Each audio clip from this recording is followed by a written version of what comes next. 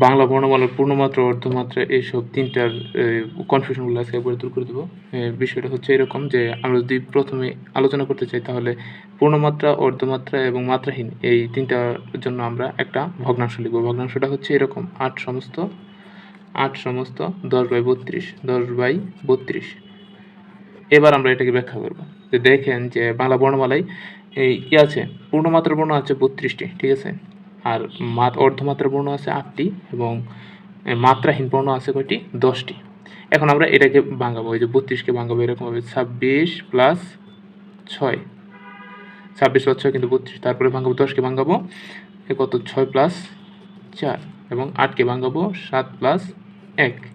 এখানে দেখেন যে যে একটা নোট লিখতে পারেন আপনি, একটা নোট লিখতে পারেন, আপনি, যে আমি বলছি নোটটা, যে যেগুলো ছোট সংখ্যা এগুলোকে ভাঙাচ্ছি, যে ছোট সংখ্যাগুলো আপনি ধরবেন হচ্ছে স্বরবর্ণ এবং এই যে বড় সংখ্যাগুলো হচ্ছে ব্যঞ্জনবর্ণ।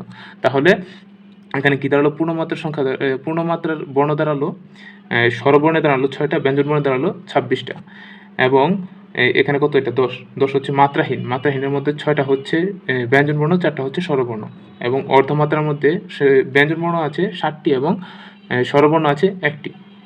একদম সহজ। এভাবে আমরা যদি মনে রাখতে পারি তাহলে পরীক্ষায় যে কোনোভাবে আসলে আমরা পারবো।